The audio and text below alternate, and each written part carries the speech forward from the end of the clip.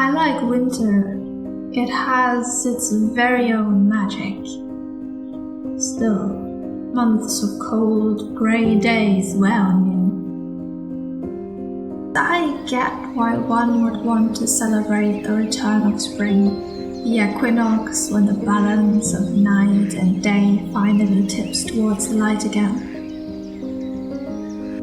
Welcome, first green. Welcome, budding blossoms. Welcome, birdsong. I do like birds, and because I do like birds and I do want to celebrate my favorite time of the year, that isn't autumn, that is, I've decided to dive into a fun little crafting project, painting birds on locally sourced trash. Just in case you were considering dumping your trash in a nature reserve, please don't. And if you really have no other choice because, then please make sure your trash is appealing to my magpie brain and consists of, for example, pretty pocket-sized shards of pottery. Now, I draw creepy artworks for a living, which means I objectively don't paint enough cute animals. So I decide to indulge myself and paint the most adorable birds in my neighborhood. A long-tailed tit, a goldcrest, a robin, and a good old crow.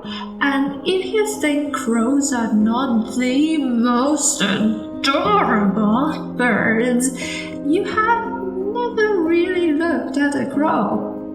What have you even been doing with your life? Go watch some crows, you slacker, then come back and thank me. Now, several years ago, I bought some liquid watercolour ground because I was oddly excited about the idea of applying watercolour to surfaces that are really not meant for it. Yet, as with all fancy art supplies, I did, of course, never actually use it, instead waiting for that one special occasion. And, I decided finding pretty green glazed pottery shards in the bog was the best occasion I was ever going to get.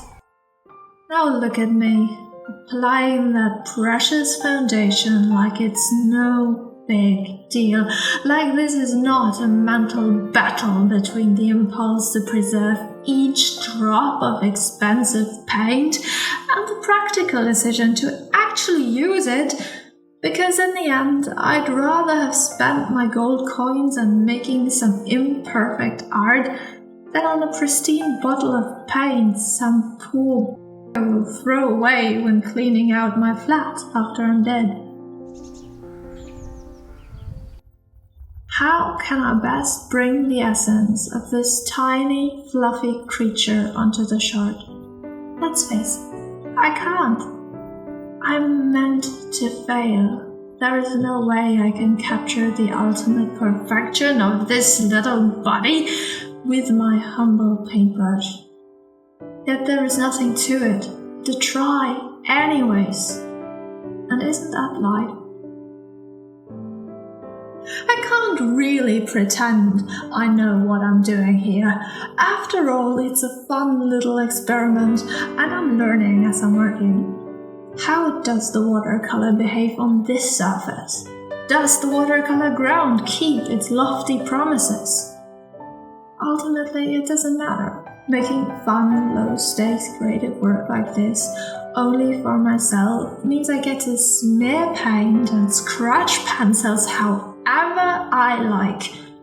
For my day job, the whole illustration thing, I need to be an expert. For this, I just need to play around and enjoy myself.